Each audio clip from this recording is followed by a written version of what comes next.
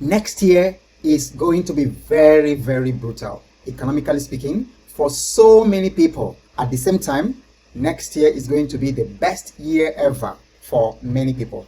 And tonight, you are going to learn the difference as we tackle the subject of resourcefulness, how to see opportunities where others see problems. The coming year will have so many problems. So many problems will overwhelm people from around the world. But the people who are going to make it their best year ever are the people who are going to develop the skills I'm going to talk about tonight to see opportunities where other people see problems. How do we know this?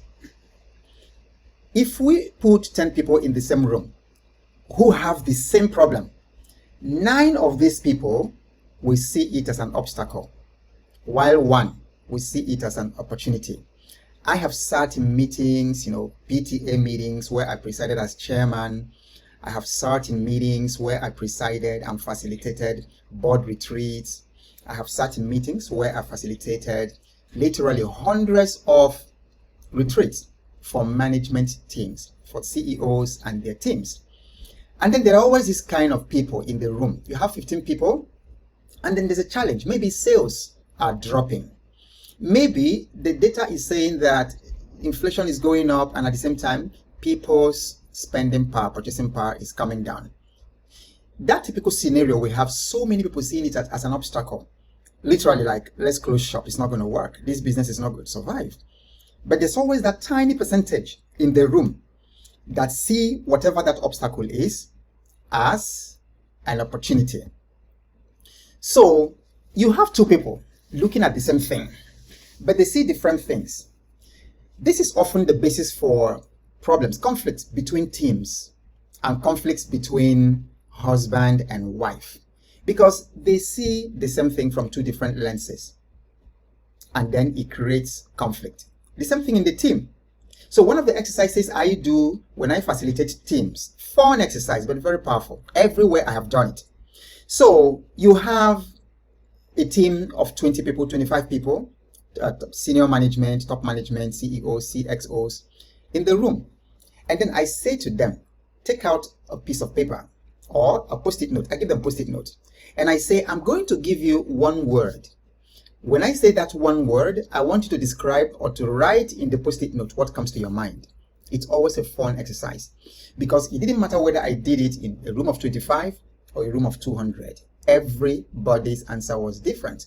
So on one occasion, I said to them, I'm going to give you this word, and I want you to describe the image of that word that comes to your mind. So, and I said, dog, D-O-G, the dog, the animal. And then we had more than 50 people in the room. And then everyone described a different dog. So even those who said a particular dog, by the time you drill down and then you ask, okay, what color? Was it male or female? What's the size? You find that everybody's image of the dog was different. I'm establishing this background for a purpose. Remember, we are talking about resourcefulness, how to see opportunities where other people see obstacles or see problems.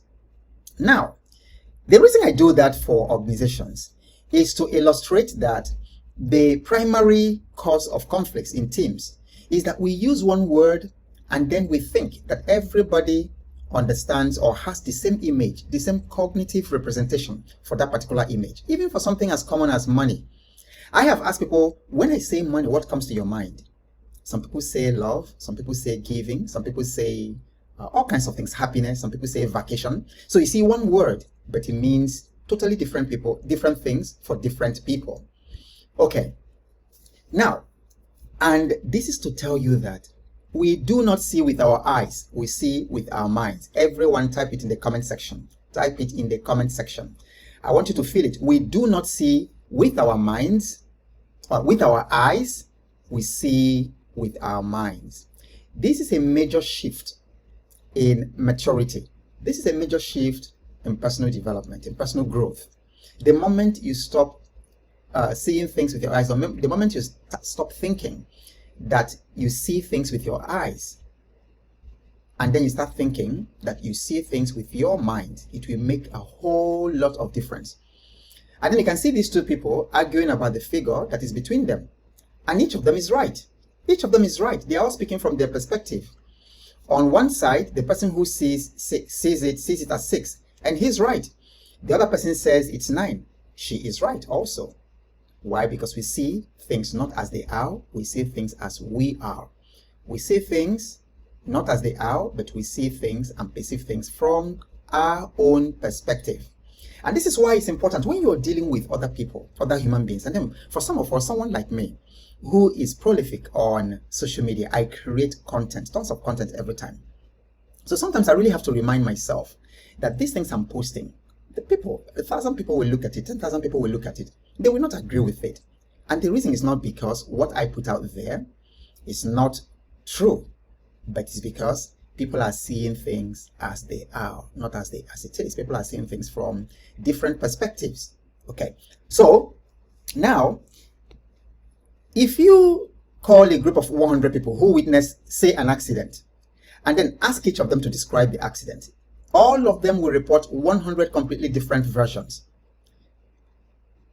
I want to emphasize this background I'm laying, the context I'm laying to our conversation today. Remember, our conversation is resourcefulness, how to see opportunities where others see only problems. And then it's a very important conversation because next year is going to be challenging. We are not coming out of the woods yet. Next year is going to be challenging for so many people. Next year also will be the best year ever for a lot of people. Now, from everything I've established so far, it has nothing to do with the year. It has nothing to do with the economy. It has nothing to do with what's going on outside. It has everything to do with what is going on in between your ears. And this is why it's very important to expose yourself to this kind of environment where you hear these things. This is not the sort of things you typically hear on social media, but I'm here for a reason. Giving you these things is going to be a testament or something against you sometime if you don't heed these things and take them into action. When the situations begin to arise, you will remember that I warned you. You don't see things as they are, you see things as you are. And we do not see with our eyes, we see things with our minds. Okay, so now let's begin to drift into the application of resourcefulness, how to see opportunities where other people only see problems. Do you know the number one reason people get stuck in their problems? It could be economic. I guarantee you, some of you have been stuck in your financial troubles for 10 years. There are people who have been stuck in the economic life, in their financial troubles for 20, 30 years. I know some people personally. I'm almost 60. And in my lifetime, I have seen people, some people I grew up with, some people I've known for the past 30, 40 years. They are struggling today the way they struggled 40 years ago. I know a gentleman who is already 60. He's already 60. Ever since I knew him from school days, he was always lacking money. He was always going around begging, depending on other people. He's grown up, he's graduated, he's had a wife, he's had children, but up to today at 59, 60, every time he sees you, it's always the same thing. What do you have for me? How can, so people really get stuck and they never come out of it. Do you know one of the major reasons? Is because they are looking for solutions in the same place they found the problem. I wanted that to sink a little bit. People who are stuck financially, people who are stuck in relationships, people who are stuck in all kinds of social contraptions, stuck in their problems. One major reason is that they are looking for solutions in the same place that they found the problem. And the thing is that you can't find the solution and the problem with the same lens.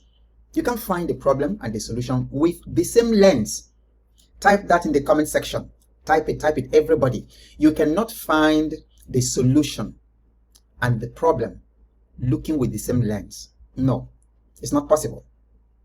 So, there is the fundamental step of breaking out of the habitual thinking that brought you there in the first place, and also reframing problems as opportunities. You've got to reframe, you've got to change the lens. Everybody type, change the lens. You've got to change the lens with which you're looking at the problem if you must solve them. If you must get unstuck from your economic situation, if you must get unstuck in your relationship, you have to change the lens with which you're looking at the problem. And if you haven't shared this at this point, and you believe that this is the sort of information that should be shared, that people need in order to get unstuck in their lives, take a moment, just take a break right now and share it. It doesn't cost anything. But share it and let people get to know about it, and let people come and also take advantage of the free coaching. This is what people pay thousands of dollars, to have me do for them. But I took it on myself to do this free for 1,000 days. This is day 102. Okay, so you've got to change the lens that you're looking at it, because if you're looking at something with the lens of the problem and you're trying to find solution with problem lens, no, you can't find it. You've got to switch the lens to solution lens. Now I'm already beginning to give you an idea of how to find opportunities where people are looking for problems. So I've already given you the bump. So the highlight is many people, 90-something% of the human beings are wearing problem lens. They are moving around with lens. Problem lens, the lens of the problem. How do I know? Look at their tweets, look at their posts, listen to them talk. It's all complaining. Everybody talks about the problem. Everybody's talking about food inflation. Everybody's talking about bad government. Talk. Everybody's talking about how prices of things keep going up. So because of the lens with which they're looking, that's why, out of the abundance of the heart, the mouth speaks. So out of the lens with which you're looking at the situation, looking at the obstacle, your mouth makes that confession. Okay? But if you want to see opportunities where people are seeing problems, then you've got to change the lens and then wear the creative lens, wear the opportunity lens. So when you are wearing the opportunity lens, you will see opportunity. When you're wearing the problem lens, you will see problem. Okay, so I'm going to give you some case studies after this about how you can do that in different areas of life. So I'd like to introduce you to the concept of the problem-solving resourcefulness. So this is basically wearing the lens, the problem-solving lens, instead of the problem lens. So you're wearing the problem-solving lens instead of a problem lens, okay?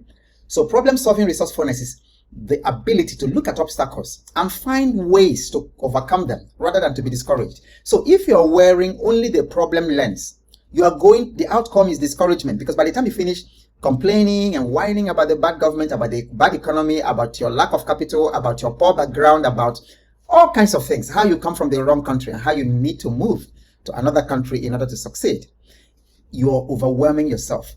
You're getting discouraged. But if you wear the problem-solving resourcefulness, now everything changes. The problem is still there, but now the lens is beginning to look at the tapestry of the problem to find solution, because every problem comes embedded with a solution. Whoa, somebody type that in the comment section.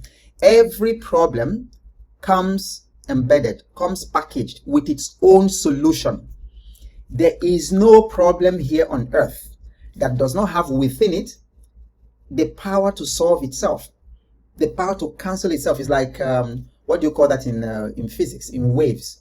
When you have waves that are coming at a particular frequency and another one that is coming at a particular frequency that cancels it out when they meet. It's the same way every problem has its solution in it. It's like the kernel. It's like a fruit. It's like a mango fruit. Every mango fruit has seed, except of course if it's been genetically modified. So it has its seed inside. In the same way, every problem has the seed of its solution. So resourceful people are able to see possibilities, therefore, where others see limitations, because the problem is limitation, but the solution is resourcefulness, because it is there. Okay? Is this helping someone? Say so. Okay, just type something. What's your aha moment? What are you taking away already? Type something there. I'm going to read it. I'm going to take a moment and then read your comments. Okay? Excellent. Okay, Zay, it's my brother, says, can't find solution and problem with the same lens. Exactly. Yeah. Papa says change the lens. Exactly. Monso, change the lens. Yeah. What is helping you? Say something. What is an aha moment? What is blowing your mind from what we have already said so far? What value are you working out already with? Type it in the comment section, and I'm going to take a time and read it. Felix King, welcome. Maureen Joseph, Ekela Francis, Chinedu Simon, you're welcome. Idoko Emmanuel. All right, so you're all welcome. Okay. So now let's talk about the psychology behind seeing opportunities. So there's a psychology to it. Okay, and then the key psychology to seeing opportunities where people are seeing problems is what is known as growth mindset. Everybody type it in the comment section. Type growth mindset. Growth mindset. And I want you to repeat that to yourself. Growth mindset. Because the people who have the growth mindset believe that challenges are opportunities to learn and grow. In other words, every opportunity is every problem is an opportunity to not to kill you, not to get you depressed, not to take you out of the game, but to allow you to learn and grow. I remember when I lost literally all the family savings, lost all our emergency funds, everything as I was leaving Shell, lost everything to 2 investment scams. It was very, very painful. It was very, very painful. It totaled more than $100,000 at the time. And up to today, that money has been gone. So I could have been stuck there, like, that's it, I'm done. How can somebody lose that kind of money? And we're talking about Africa, not in America. $100,000 is a lot of money. And even if you don't do anything with it here, and then you just put it in some fund, even if it's mutual fund, or you put it, even if it is in treasury bills or bonds or something, you can live on it for the rest of your life. But all that money just vanished. Okay? So that could kill someone. That could have killed me. And there are a lot of people, who hurt themselves just because they've lost everything and have to start over again. And then some people say, oh, I'm already in my 50s. I don't have any money saved. Things have never worked out the way they should be. Oh my God, oh my God. And then they mourn. But growth mindset says, no. It's not failure. That's an opportunity to learn. It's only a feedback. That's an opportunity for you to learn and grow. Every challenge you have, everything you've done that hasn't worked out, you've been in a career that hasn't worked out. Growth mindset will tell you it's time to learn from it and grow. And while you're learning from it, you're also actively seeking ways to turn your setbacks into stepping stones. So it's very important to know whatever setbacks you've had this year, financially, in your relationship, the loss of a loved one, the failure in your business. You started a business this year and within 3 to 6 months the business died, or business partner defrauded you. Whatever it is, they are setbacks. Don't let them hold you. Let them become stepping stones for next year. And it's resourcefulness that will help you do this. Okay? The obstacle is the way. Just imagine that you're hiking up a mountain. The obstacles you encounter, the rocks, the steep parts, everything you encounter, they're all part of the journey. So this is why it is very, I'm looking for a better word, but it's actually foolish to continue to avoid obstacles, because as you're avoiding obstacles, it's taking you away from your path, because the obstacle is the way. If you grew up in the village like myself, and then sometimes you see this column of ants, very long column. They are traveling along the bush path, and then along his path there's a log. Okay? I have never seen growing up the ants turn back because they encountered a log. What do they normally do? If you're also a village person like myself, what do the ants do? The ants, they find a way around the log. They either form a column over the log and go, or they find a trail all along the length of the log, and then they still make it back, to where they are going. So resourceful people understand that obstacles are actually your key to progress. Stop avoiding obstacles. Obstacles are gifts delivered to you. The more you solve them, the more you grow muscles, your mental muscles and your spiritual muscles. The more you deal with obstacles, and then they make the journey more rewarding. And I really have to emphasize this, because we seem to have a bread and butter generation. Extremely fragile, very weak-minded children. Everything must be comfortable. Slight misfortune, slight anything. Maybe no pocket money or something just happens, your car is gone. And these guys can't handle it. They can't handle obstacles. They can't handle it. Okay? But these are given to you to make a full man or woman out of you, not for you to avoid them. All right, so let me share 5 problem-solving resourcefulness case studies, and then we'll round off with that. So each of these case studies, I'm sure you're going to see your situation. If you see one that pertains to you, just say, that's me. Say, that's me. Interact with me on the comment section so that I know. Okay? Yes. Okay. So, obstacles are the key to progress. Okay? And then those of you who have had obstacles in your lives before, and then you climbed, you found a way around the obstacles. I'm sure you can also confirm that they are the path for progress. Okay, so the first case study is career stagnation. So think about a person who feels stuck in their job. This person is constantly overlooked for promotions and feeling unfulfilled, and it's not even that the pay is good. So I had a friend like that, a military person, who for 15 years was not promoted. And then the people who were his junior in the army, in the command, were promoted long before him. Okay, so now same place situation. Remember we said you can't find the problem and find the solution in the same place. All right, so people who find themselves in career stagnation, so what they tend to do is they keep applying for the same roles within the same company, hoping that things will change. And of course, hope is not a strategy for delivering yourself from career stagnation. So the real situation will be for you to explore opportunities outside your current job, or to develop new skills, or to make yourself more competitive if you must remain there. So if you look at people who are facing career stagnation, the only way to take yourself out there is to explore opportunities out of that current job, because you are in the same place you've stagnated. In the same lake that you're stagnating, you're still trying to, you're in a stagnant lake, and you're still trying to find health and find good water and find oxygen in the stagnation. It doesn't happen. So the solution isn't staying in that same environment. You must leave that environment, but creating more options for you. Otherwise, you stagnate and you stay in that same career 10, 20, 30, 40 years until you get caught up with learned helplessness. Okay, so let's take another case study of business problems, especially when sales are declining. Declining sales is something that gives business owners, concern, nightmare. It robs them of sleep. So a small business owner notices that sales are dropping month after month. Has anybody been in that situation? So it can be very, very frightening, especially because you have to continue to pay your workers. You have to continue to pay them. You have to continue to maintain operations and all that, but your sales are dropping. So what do they typically do by default? They keep offering the same product at the same price, hoping customers will return. Have you seen anybody doing that? Or you do it in your business. You offer the same products at the same price, even though sales are dropping, and at the same time, inflation is eating up, your profitability. But the real solution is to assess where the market is going. Reevaluate your customer needs, or think again about your marketing strategies. And it might actually be that you are also serving the wrong customer. That the way things are right now, your original customer segment has moved on and you need to serve new markets. Okay, so you don't continue to do the same thing, but you need to adapt and innovate based on market research. Case study number 3, financial problems. People living paycheck to paycheck. All right, so if that's you, type in the comment section. That's me. Okay, people living paycheck to paycheck. So let's look at that one. Okay, before then,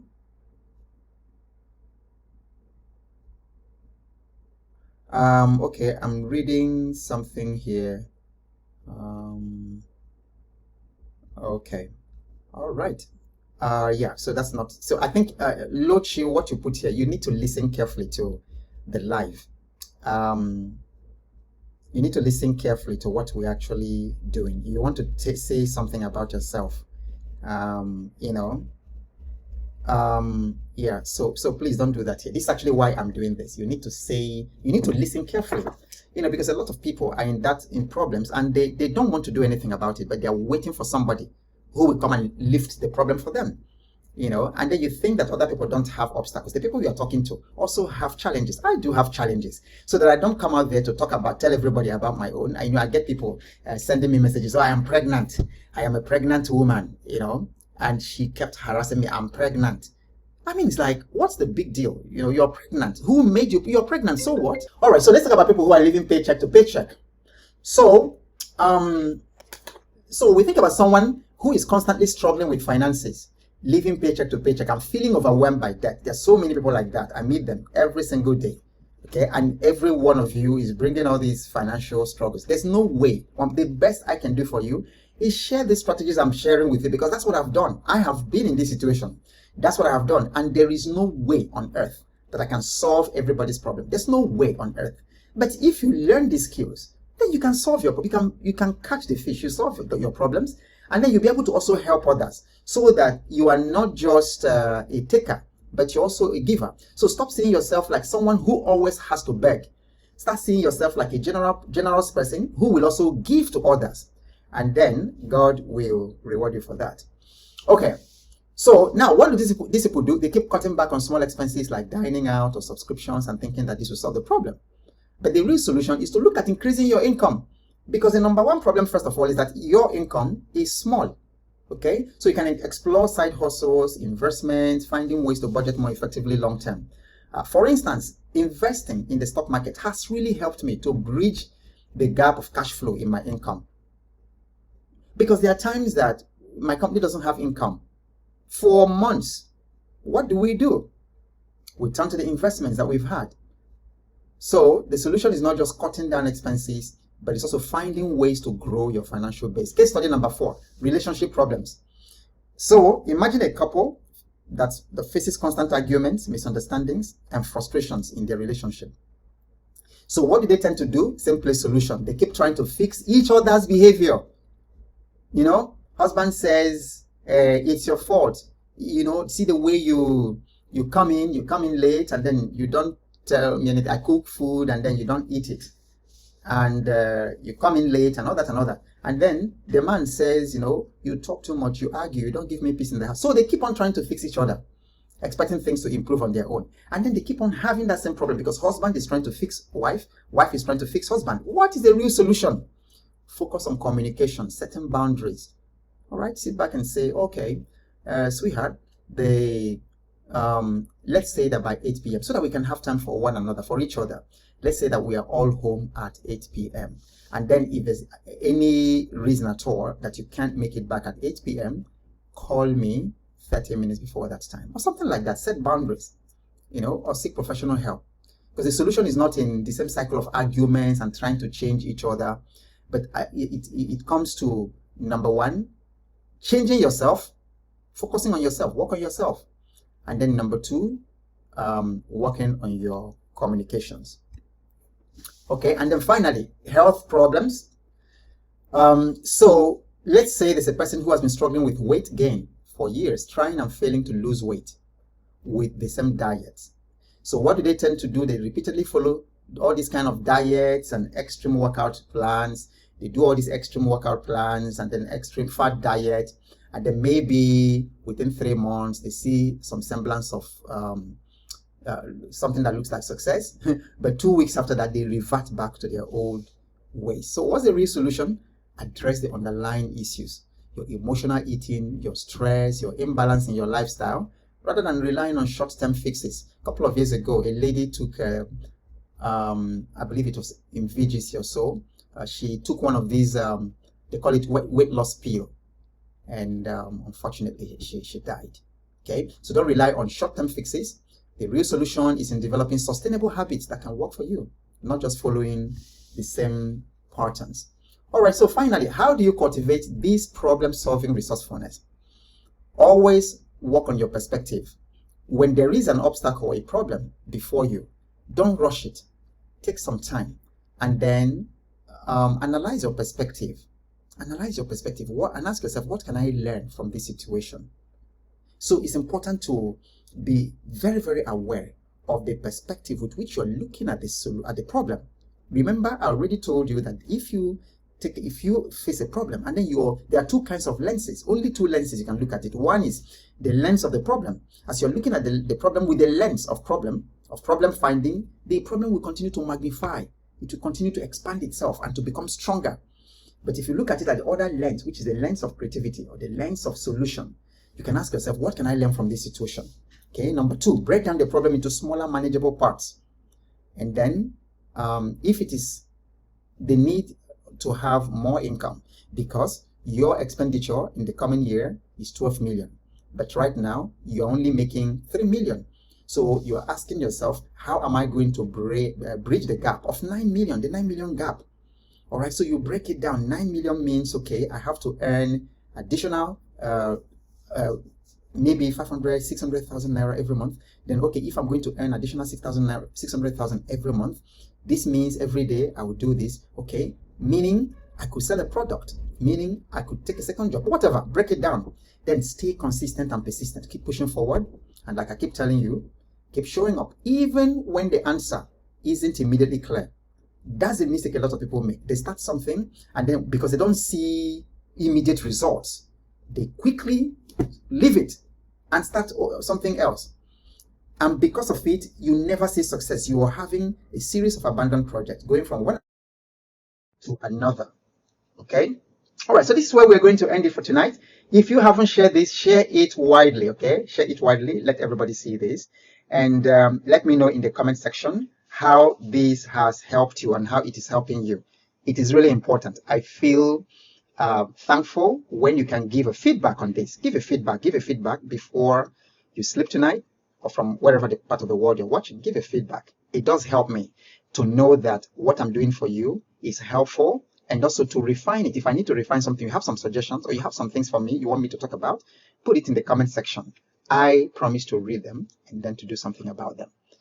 So in the meantime, whatever happens, keep showing up, because you have no idea what's coming your way next. And I'll see you